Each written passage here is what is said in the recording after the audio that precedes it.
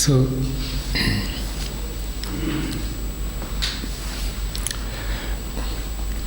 we are here together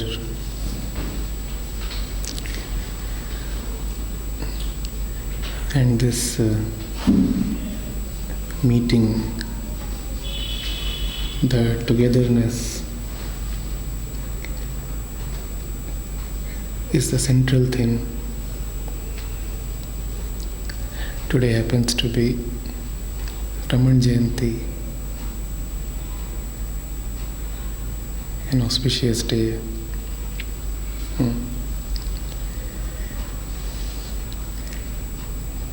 And on any day, what matters is the closeness, the meeting. For namesake, we always have a certain topic to discuss. It's a kind of an entertainment. The name, the topic. How does it matter what we discuss? That we are really talking is what matters. We could discuss this or we could discuss that. Someday I might just forget, and I would really like to forget the appointed topic for the day and just come here and be with you and say anything on any topic or not say anything on any topic. How does saying matter?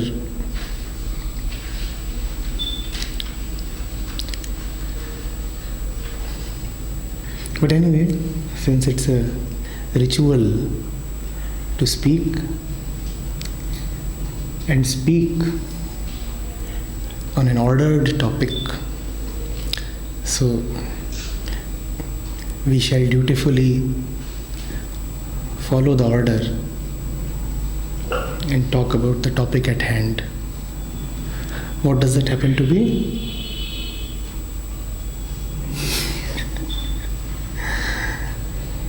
Good that you two are forgetting, or you don't know at all. Knowledge is anyway always a burden. Forgetfulness keeps all of us much lighter. May we forget more and more. But I know, in spite of our forgetfulness, we are very vigilant beings, so we remember. So what do we remember about the topic for the day? What is the topic? India and tolerance. India and tolerance.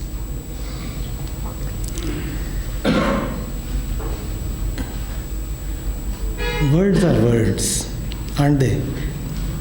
Words are words. What is India?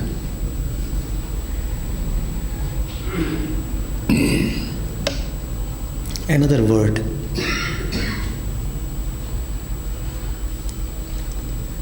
Just like so many words that we utter every day, morning till sleep, India is another word. The meaning is supplied to the word by the utterer of the word. Is it not so? What does food mean? Or love mean? Or the river Ganga mean? Or a person mean or a place mean? Nothing. The meaning is supplied to a word by the one who utters the word. Otherwise, a word is a word. And what kind of meaning will I fill any word with? I am the one who fills meaning in a word, don't I? A wall means so many different things to different people. An animal or a mountain means entirely different things to different people. And even to the same person, it will mean differently at different times and in different situations, won't it? So I am the one who supplies meaning to the word India as well. What kind of meaning am I going to imbue this word with?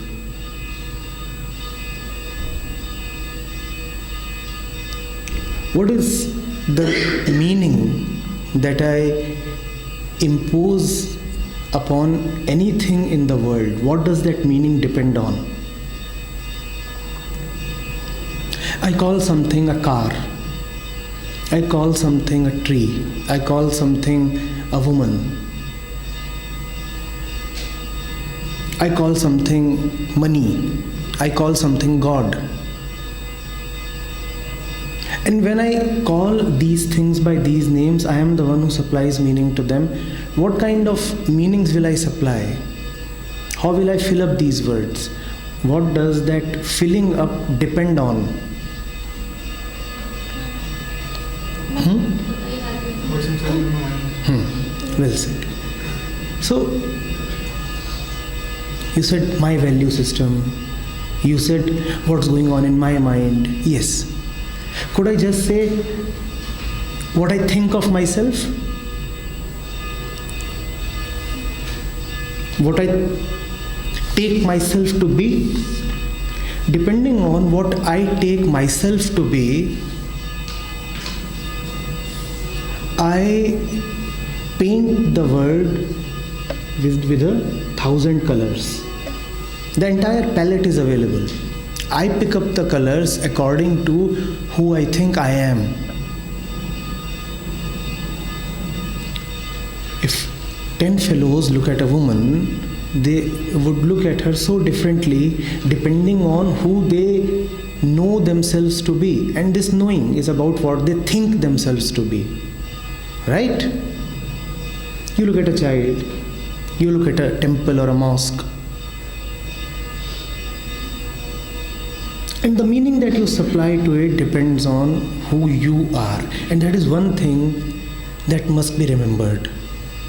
When you're talking of India, when you're talking of tolerance, then you're not talking of anything external, you're talking of yourself. Because to any word, you are the one, we are repeating it probably for the 6th time, to any word, you are the one who will supply the meaning, right? You are the one. And the meaning will depend on, yes? What you think yourself as. What I think myself to be. Now,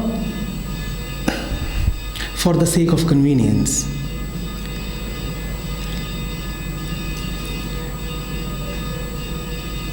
let's just say that man thinks himself either as material or as material. That is the only way you can think of yourself, either as material or as material.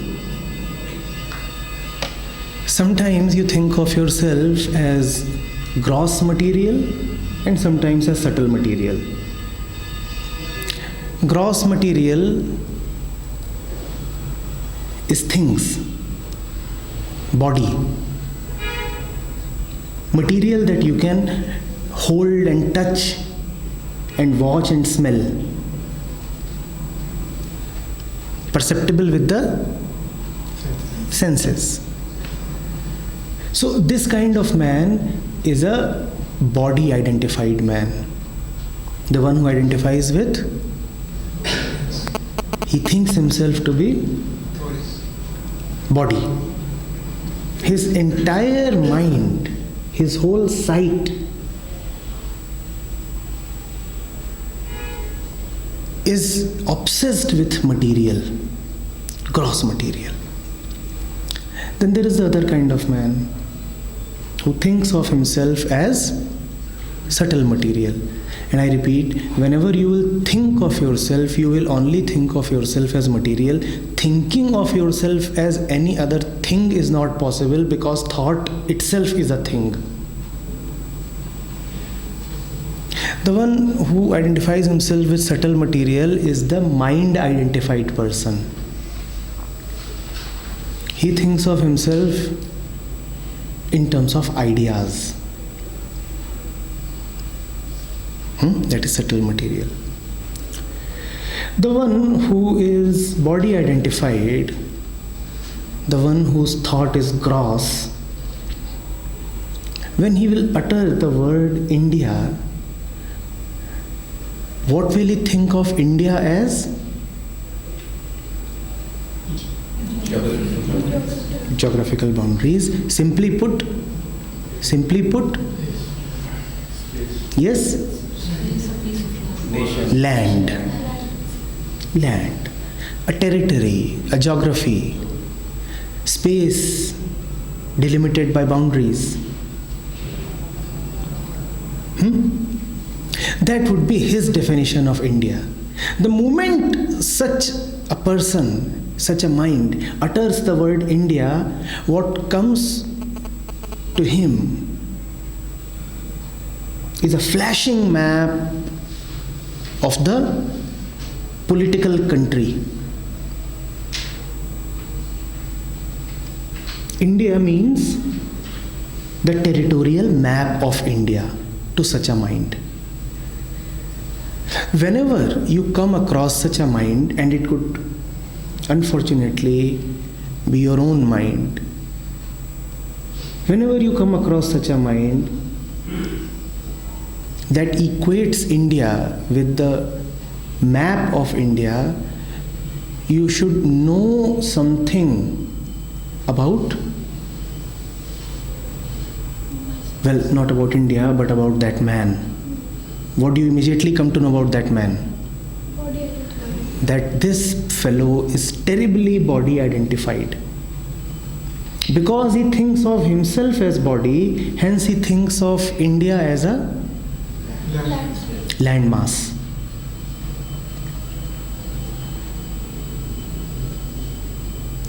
Now, everything that he does with the body, every way in which he relates to his body, would also be the way he would relate to India. The body wants to preserve itself and expand.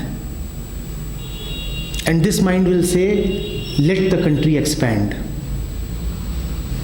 This is the mind of the king who fights wars to enhance the boundaries of his territory. Just as the body draws its sustenance from the world and is concerned firstly about its own survival,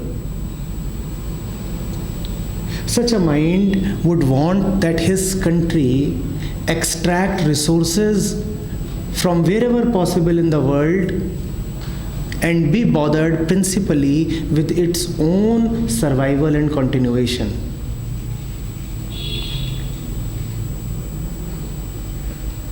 We know the games of the body, don't we?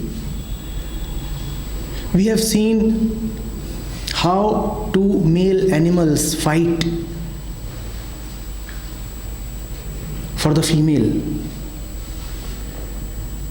And that is not very different from how two countries would then fight for a coveted resource if that is the definition of country, a piece of land, India or any country,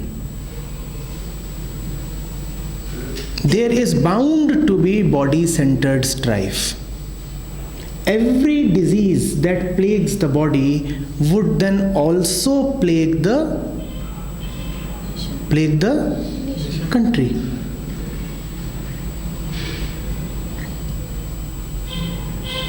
There would be the fear of extinction. There would be deep insecurity. The world would appear hostile. There would be a particular date when the boundary would come into existence. And there would be an inevitable lurking certainty that one day these boundaries would be no more. And when these boundaries would be no more, I would be no more, the country would be no more.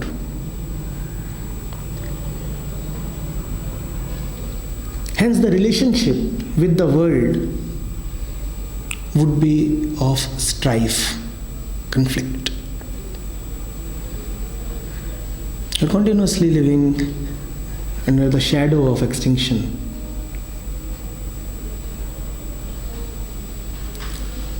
Then there is the one who identifies more with ideas. He says, I am not a layman. I am not the common patriot. I am not the zealot.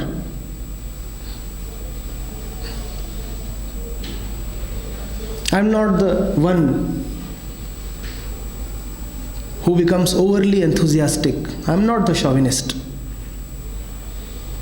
I am an intellectual. I live in my brain. I deal with thoughts and ideas and concepts. For him, India is an idea. And we have often heard this phrase, have we not? The idea of India. For this fellow, who thinks of himself as subtle material, who is mind identified, who lives in ideas, everything is an idea.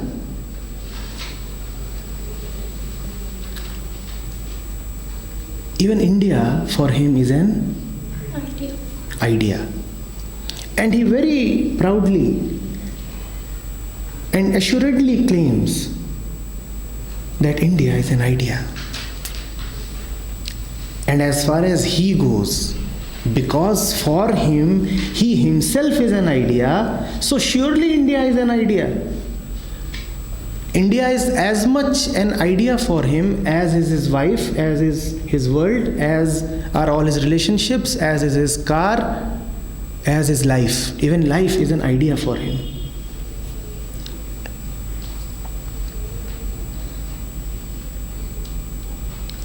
This fellow would be plagued by all the diseases of the mind. He would not overtly display conflict. He will say, I'm a civilized man. And civilization is an idea. So, I'm going to tolerate. We will not fight with guns, we will debate.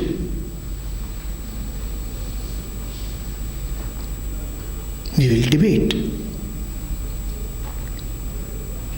But in that debate,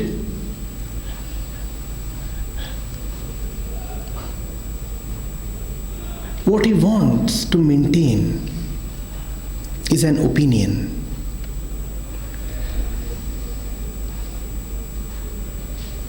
He is prepared to modify his opinions, no doubt about it. But even that modification must be first approved by him.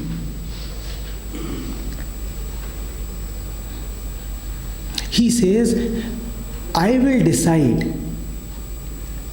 what my beliefs are going to be. I am the master of my beliefs. But one thing is certain, I do not know anything except beliefs. So let us come to a truce.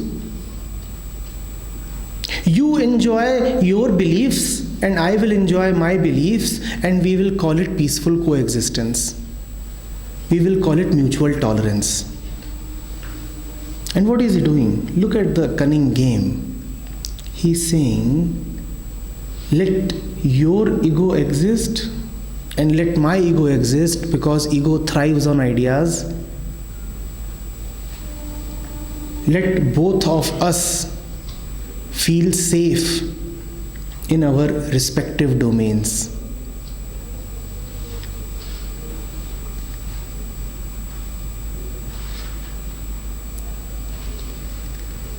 And then there is the third mind. This third mind thinks of itself neither as gross material nor as subtle material. Then what does it think of himself? Because all thought is material. So it does not think of itself at all. It feels no need to give itself a definition. It is so innocently, joyfully immersed in life that such questions appear meaningless to it. He has no conception about himself. Such a mind feels no need to give a limit to itself.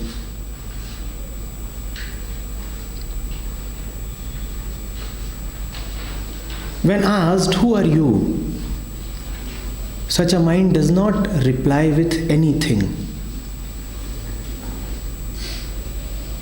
Silence. Who are you? Well, not even Shivoham, not even Soham. Only silence. For such a mind, India cannot be an idea. For such a mind, India can be only the mother of all religion.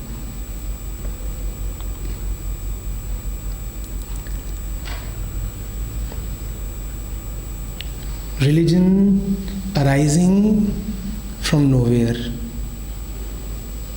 Because if it arises from anywhere, that anywhere is bound to be man's mind.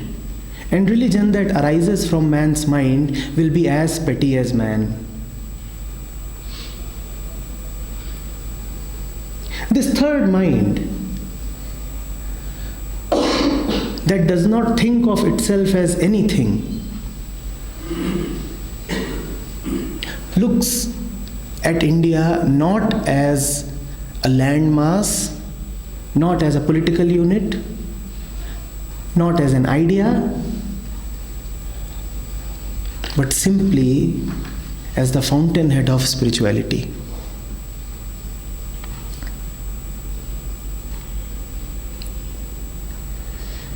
So is it about India, or is it about the way the mind identifies itself?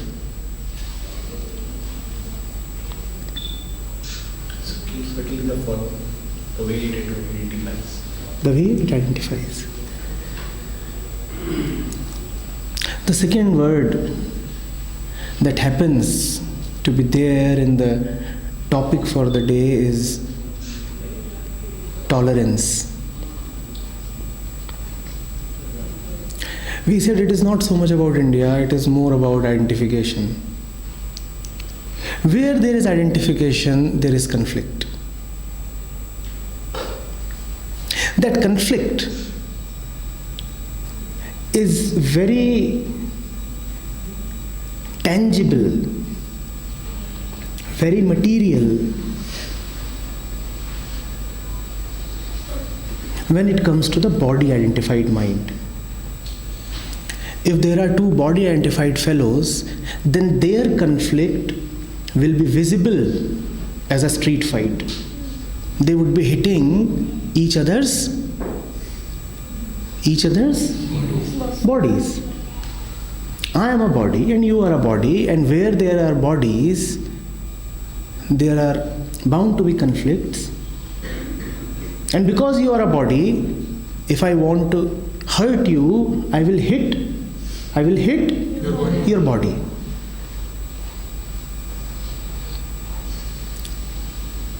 So fists and punches would be landing. A very explicit fight will be taking place. And you can surely call it violence. Violence, conflict, is the result of identification. Where there is identification, there is bound to be conflict. This conflict can be called as explicit, gruesome violence when two body identified persons are fighting.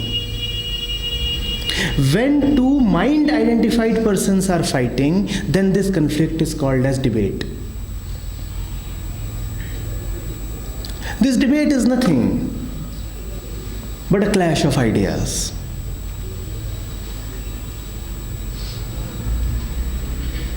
When two mind identified persons are together, then their togetherness is a conflict which is called as tolerance.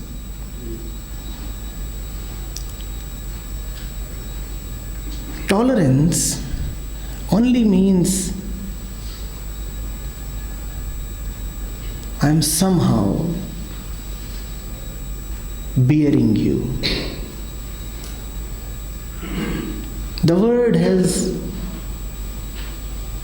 the shadow of intolerance. Tolerance is not love, or is it? Do you tolerate in love?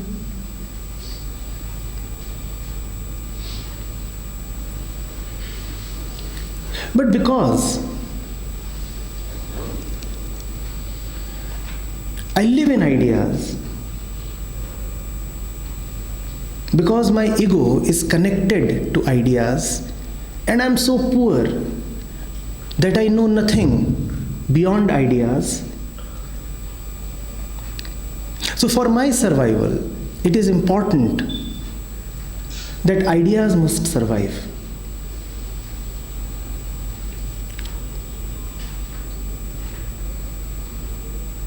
I cannot allow myself to be called a bigot.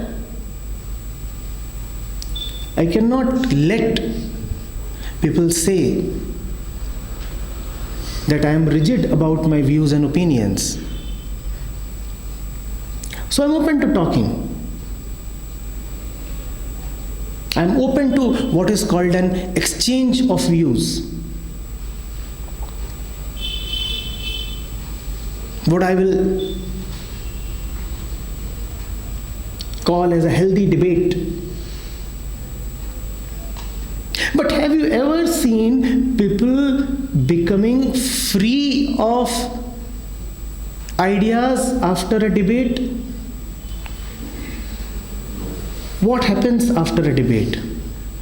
They get more ideas. In fact, they don't even lose their ideas. They remain with their set of ideas. So what is it? Convince the other party or convince both stick to their ground? Yes. In the worst of cases, both parties stick to their grounds. In the best of cases, somebody says, well, listening to you, I have gained some new beliefs and I am modifying my position. But have you ever seen anybody become positionless after a debate? Does debate ever lead to meditativeness? When noise meets noise, can it ever lead to silence? But the intellectual,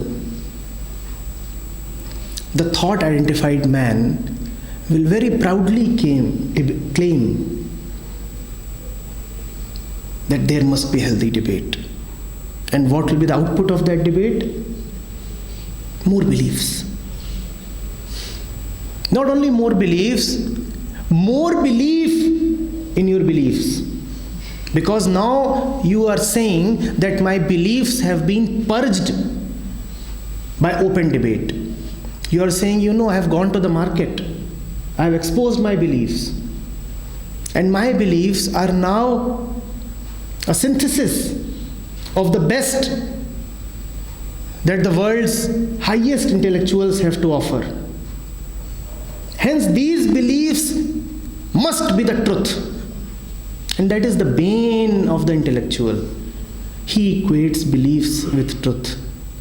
And if you tell him beliefs are not truth, then he'll say, all right, I'm prepared to modify my beliefs. Tell me what is the truth, I will start believing in it. His handicap is that he is prepared to change beliefs but not ready to go beyond beliefs.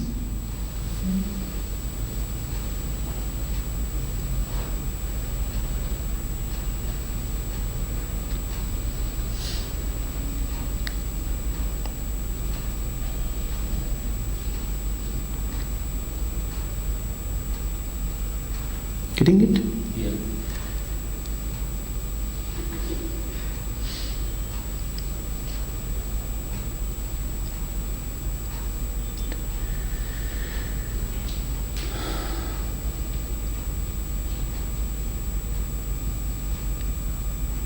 The mind that does not think of himself or of the world or India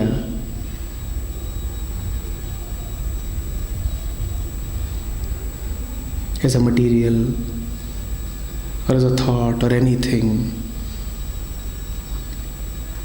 will be bothered only with the truth.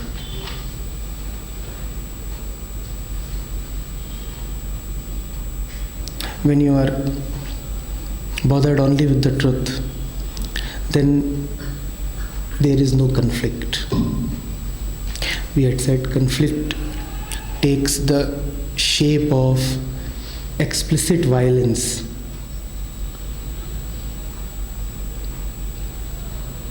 When it comes to the body, conflict takes the shape of argumentation and debate. When it comes to the mind, but when you are a nobody, then there is conflictlessness, because whatever you are is the source of all conflict. With truth, there is love. It is important to understand the difference between love and tolerance.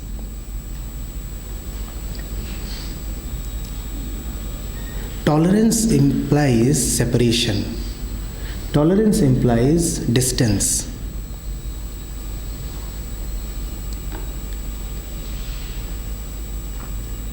You remain in your province as you are.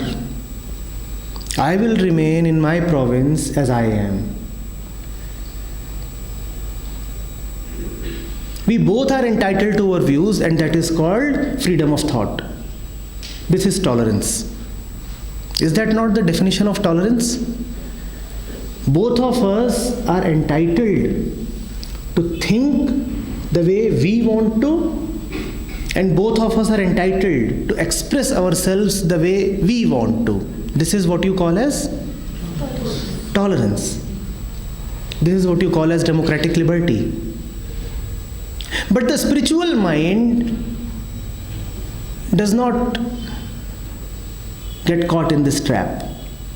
He knows that you are only talking the language of ego. To maintain your opinion is to just maintain your ego.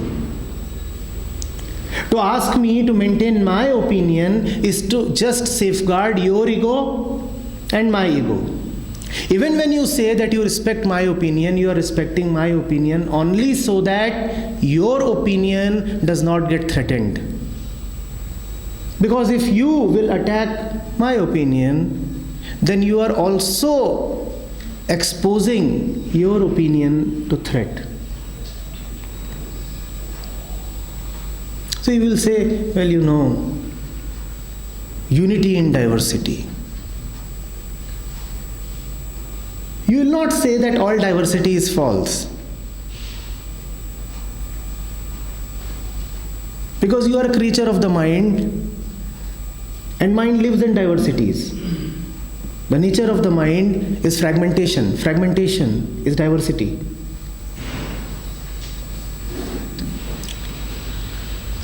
So you will use all these nice sounding phrases.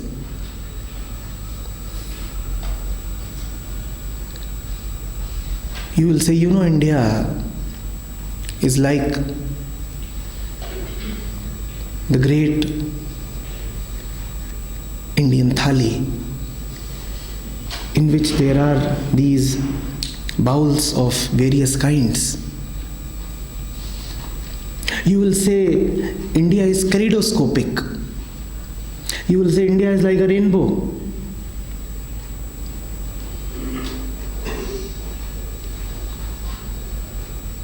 But you will be very particular that the differences remain, because you are identified to differences. Your very life will be threatened if somebody shows that all differences are false, because all differences just sustain the ego.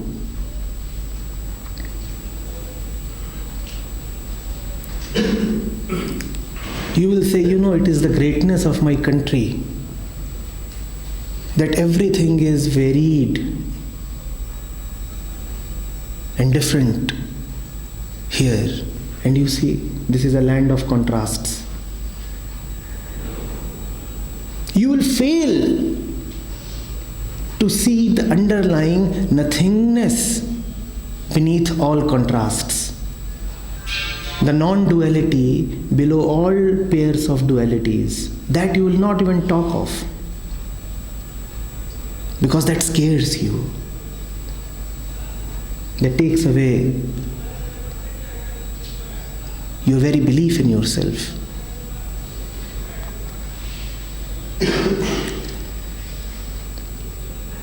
In love, you do not tolerate the other. Love and truth are one. The duty of love is to bring the truth to the other. If I live in love and I see that you are living in opinions, or if I see that you are living a body-identified life, then I will not say that that is your fundamental right or that is your personal way of living. I will not say that I respect the way you live. If I live in love and I see that you are living in violence, then I cannot say that this is your particular choice, your way of life, your tradition. So I'm not going to interfere. I will interfere. Love is not passive. Love has great energy. It is a very, very active force. In love, you do not tolerate. I'm repeating this, and this must be deeply understood.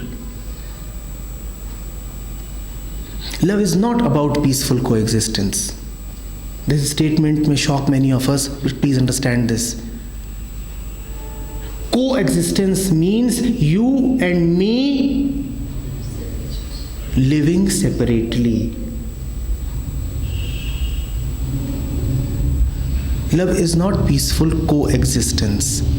Wherever there is coexistence, it cannot be peaceful. In coexistence, there will be tolerance but not love. In love, there is just existence. Total, one, undivided.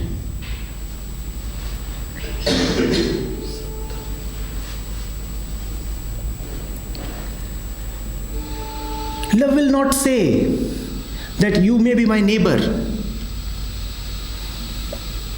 and I see that your life is mired in all kinds of rubbish.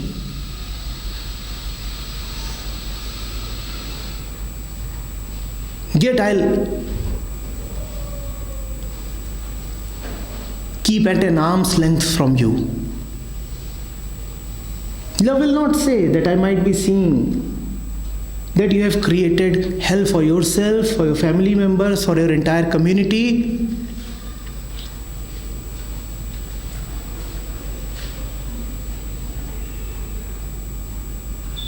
But I'm not supposed to interfere because it is your community. Love interferes.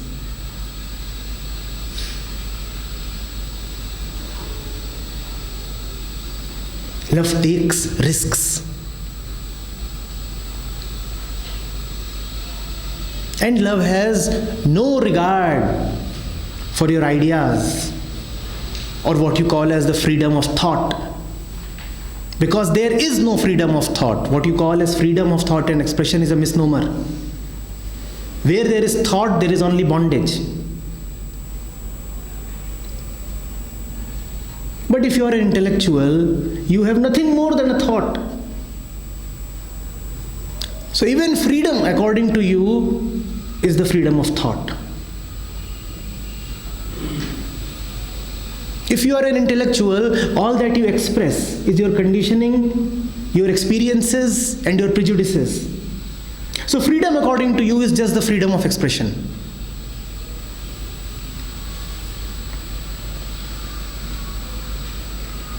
Love has no patience with all this rubbish. Love says, I cannot let you rot.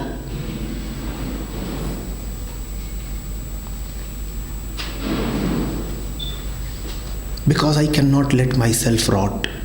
If you rot, then I rot. You and I are one.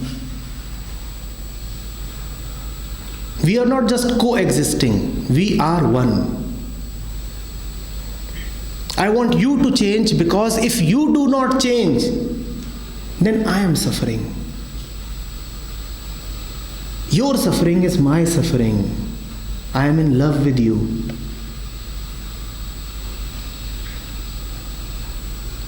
And just as I insist that you go beyond your beliefs and thoughts,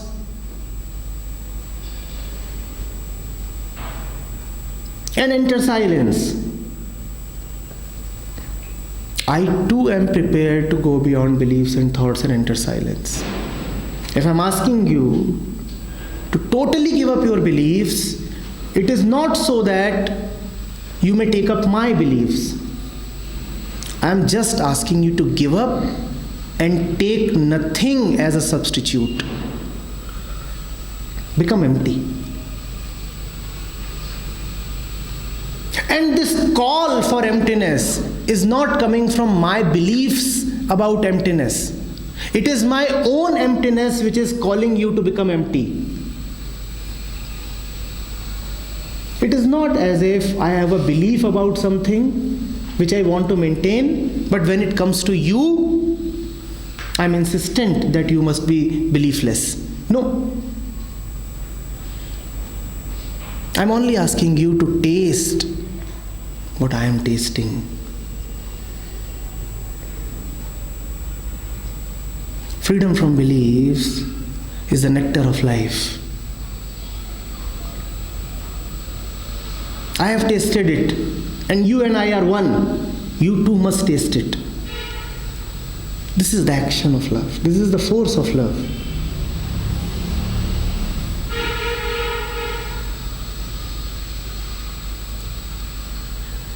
Are you getting it?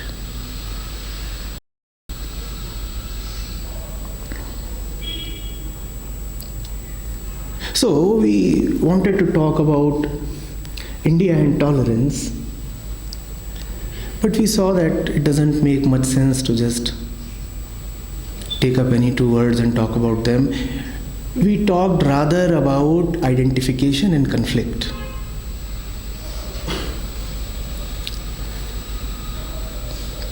What India is decided by what you are identified with.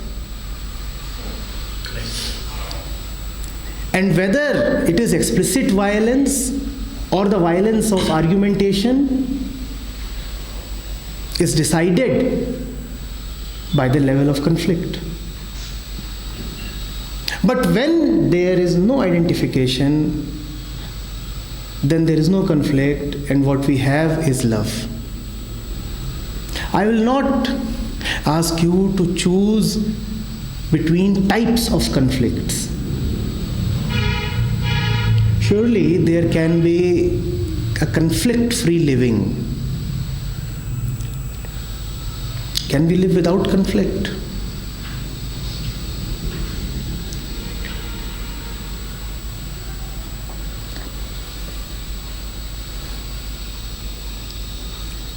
The great action of love, the great insistence of love has great energy. It can even lead to bloodshed. Your blood may flow and the other's blood may flow, but still it is conflict-free. Kindly do not equate peace with the wordlessness of the graveyard.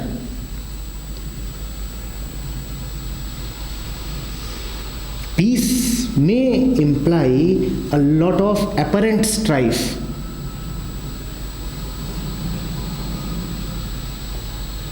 If you are on the side of peace, and peace and love and truth are all one, if you are on the side of peace, you may actually have to enter a lot of noise and chaos.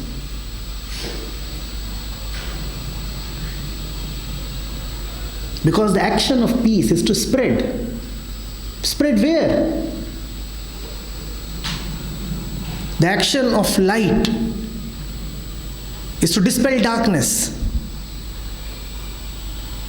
So light will have to meet darkness. And when peace meets noise, then there can be bloodshed. Do not be scared of that.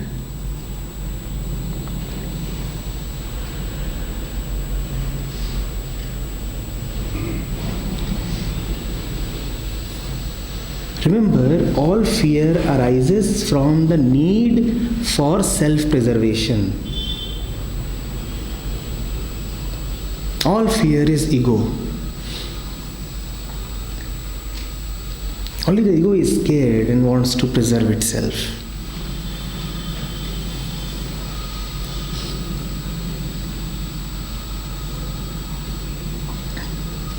If you see that your brother is suffering, first of all, look inwards. See whether you have come to a point that is free of suffering. Your first responsibility is towards yourself.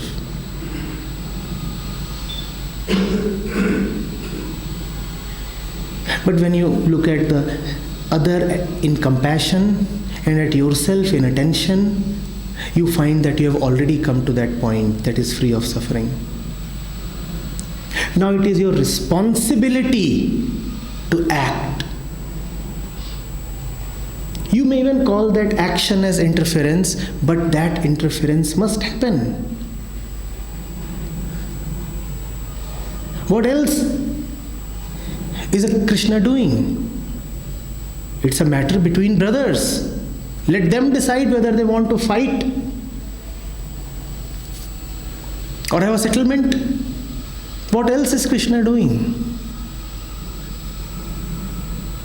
He could have said, well, Arjun, go and speak to the other party. It's an intra-family thing. Settle it. But he decides to interfere. He is poking his nose. What else is a Jesus doing? The Jews are all happy. Living the way they are happy. But out of love, you must interfere. But remember, only out of love. Your interference must not be a decoy. You cannot camouflage yourself.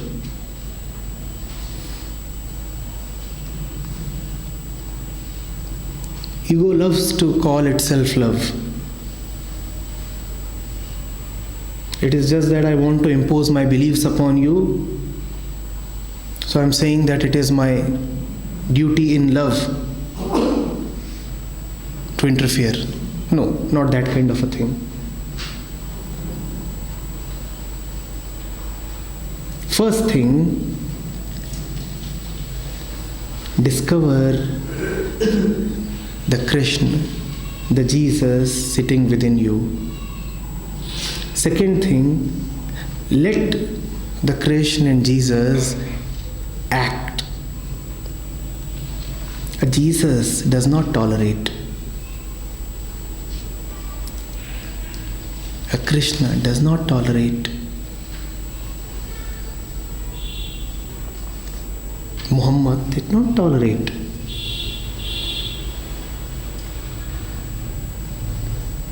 Saints do not tolerate. Prophets and avatars do not come to this earth to tolerate. You too are an avatar. Why must you tolerate?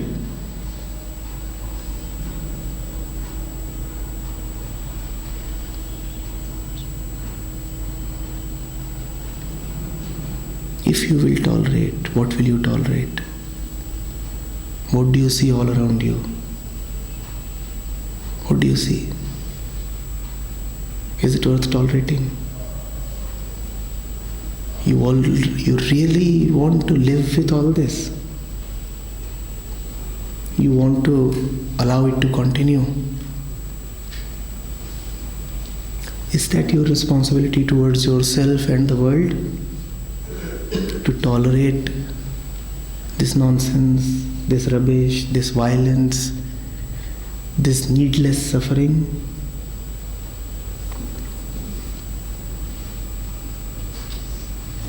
Yes?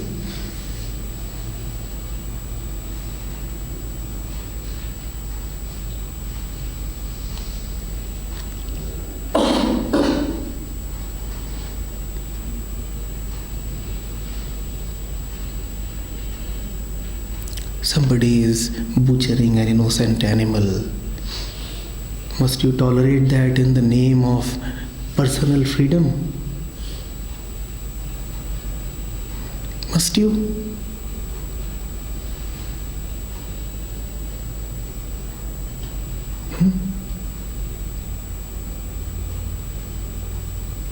In the neighborhood, next door,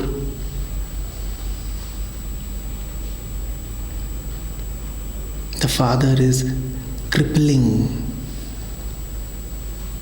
the mind, the freedom, the being of the daughter by imposing beliefs and a particular way of life upon her. Will you say it is their family matter? Who am I to interfere? If you're really a loving being, would you tolerate?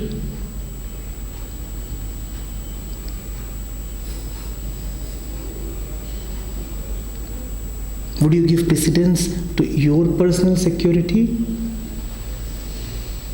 Would you say, why must I run into personal trouble?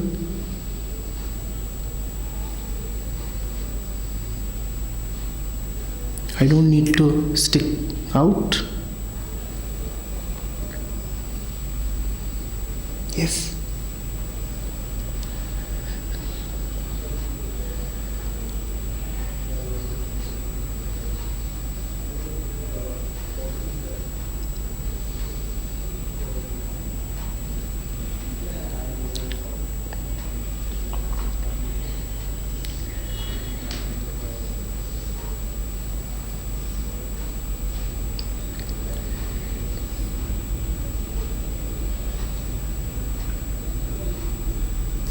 In this world,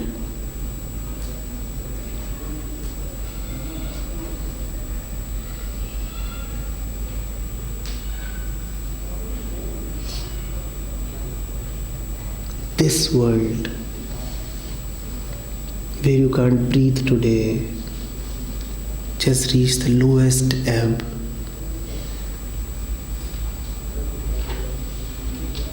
Which we have filled up with 8 billion people.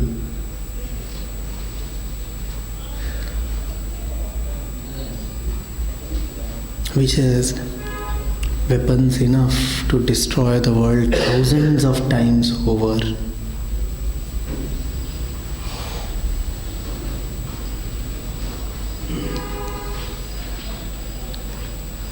Is tolerance a virtue?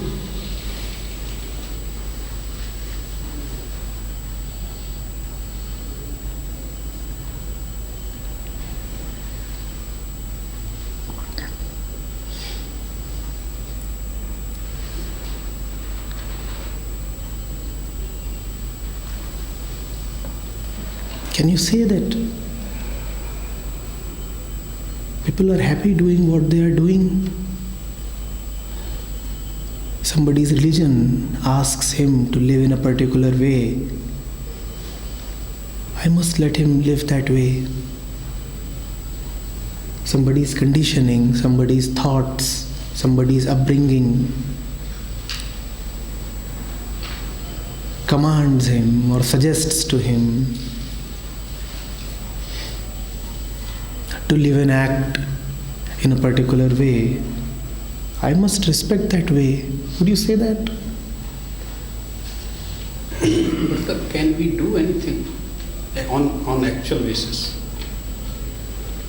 In this world, every time this thing is happening. Every time. We are talking only just hypothetical things. Every time, everything is there. Either it is good or bad. See, every time there is a balance of good and bad. You're talking about acting. You're saying, what can we do? Action follows realization. Yes. How will you act if you do not realize? How will you know that you need to do something about the world when first of all you have not known what you need to do about your own life? Yes, I did say that Krishna does interfere, but he interferes when he is a Krishna. So the first thing is to discover your own Krishna nature. Have you looked at your life? When you say that so much is going on in the world and there is a balance between good and bad, first of all, have you realized who you are? Is that not the foundation on which we are basing this entire session? That words are words. You are the one who supplies meaning to them. When you know what to do with yourself, then you also know what to do with the world. Where would you get energy from? We are so dull, obtuse in realization and dull in action. That's what we are.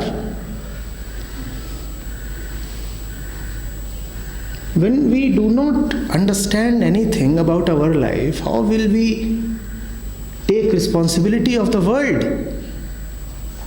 I do not know what prompts me to go from this place to that place.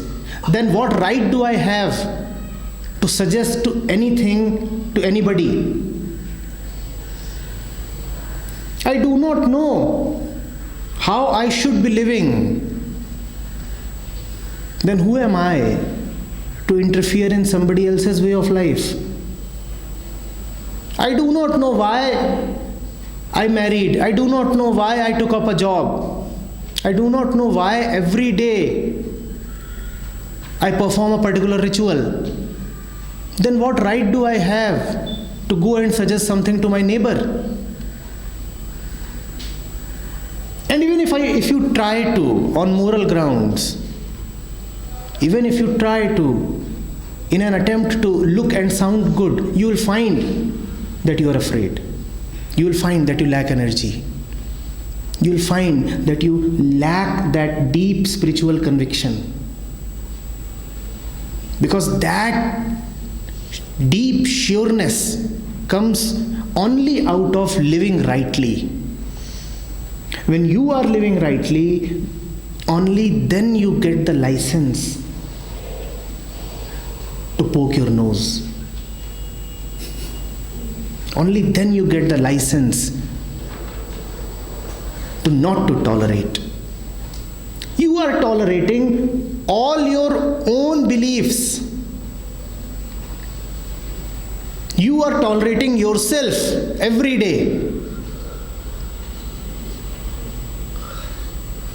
You are very accommodative towards all your own rubbish. But when it comes to others, you go and say, no, you must drop your beliefs. That is just hypocrisy. But who is the judge? Who is the judge to decide that you are not? You are the judge. And if you lack energy, then the judgment is clear. You need not judge even on subjective grounds. If you find that you lack energy, if you find that you lack passion, if you find that you feel like leaving the world to its fate, then the judgment has already been pronounced. This lack of energy comes only from not living rightly.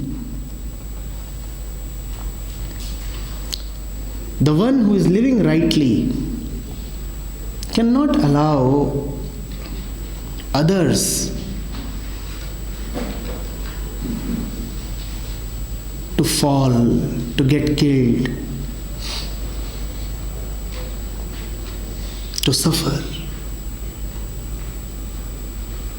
When you are attentive towards yourself, then you are compassionate towards the entire world.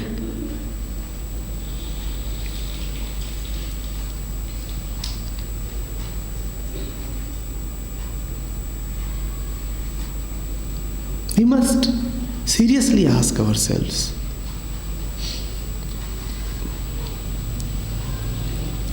beneath all the verbiage, the thing about tolerance, is it not just indifference? Is it not just insensitivity?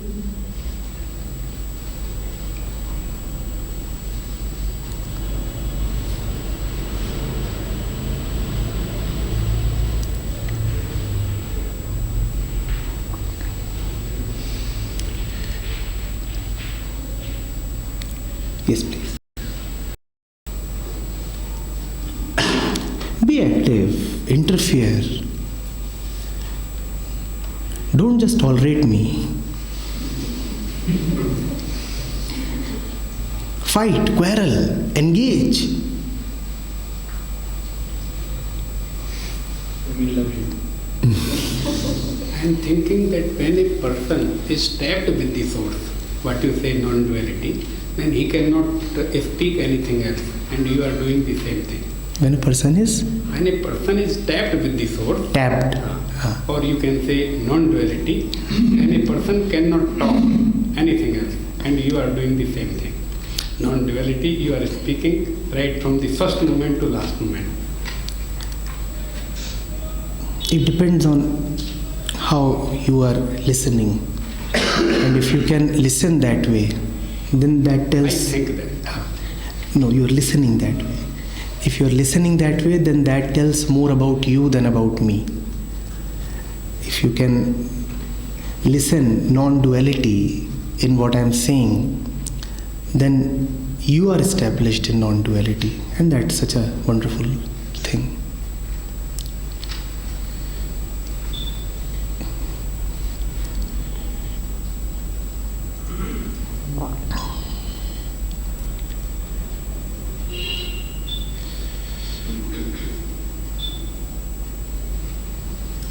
So we can boldly say that we wish India to be non-tolerant, and how will we make people understand that? It's not a question of sermonizing. It's a question of the understanding, the realization, showing up in our actions. What is India? What is India? What you do, if you do it from your deepest understanding, you are India. You are India. That is the only befitting definition that we can give to the word India.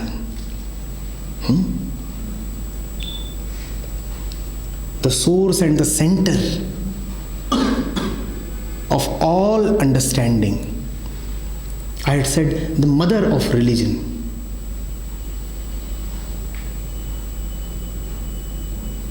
The mother of religion. That is the only worthwhile definition of India. Everything else is so disrespectful. So disrespectful.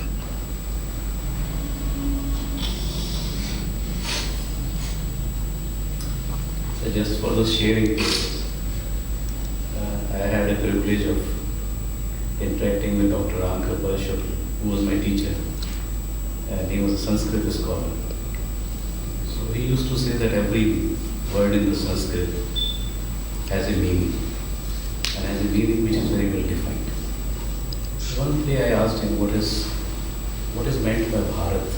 You said that every word has a meaning. So Bharat as such would have a meaning. So he says, I will come back to you. After a month or so, he reverted back. He says, Bha in Sanskrit means Brahma. Rat, who is involved with Brahma. So Brahma Rat is Bharat. That was his interpretation. I do not know how. No, you see, sir, we said that any word has a meaning only in context of what you are. If you come to me and ask me what is Bharat, I will not reply. I will wait to catch you in your particular moment of immersion or love. I'll wait to catch you looking deeply immersed towards a mountain or a river or a butterfly. And then I'll say, that which is just now happening to you is Bharat. Because that is the only way I can tell you what is Bharat. I cannot tell you what is Bharat by referring to the etymology of the word. If you ask me what is love, it would be foolish of me to say LO means this, V means this, E means this.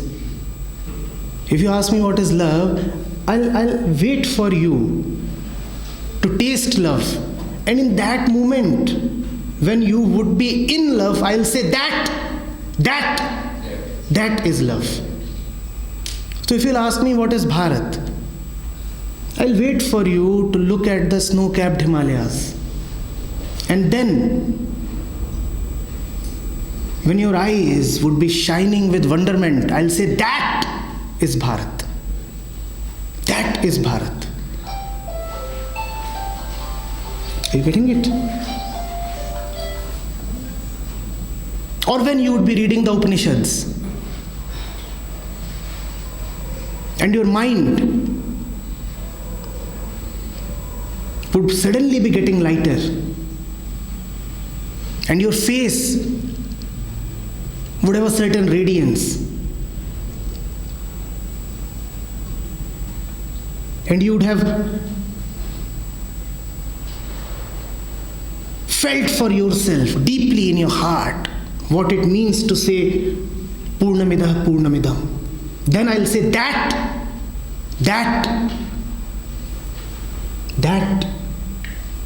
is Bharat. Otherwise, what does Bha and Rath and all these mean? Nothing. All this is just wordplay.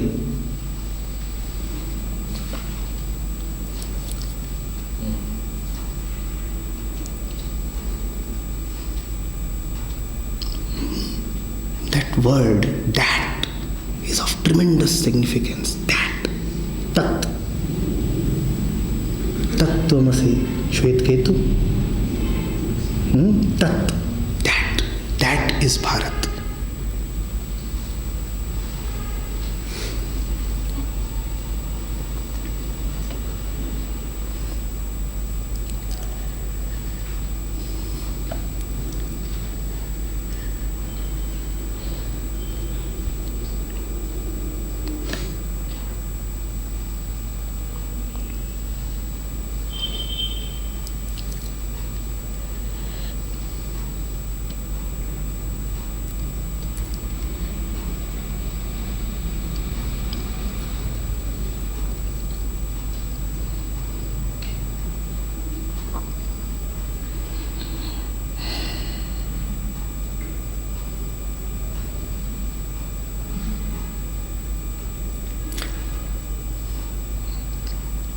Just as we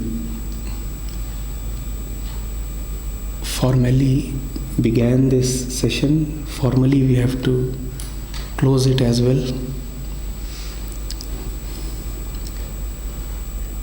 But really, it is about being together and close. And that cannot be closed. So that will continue formally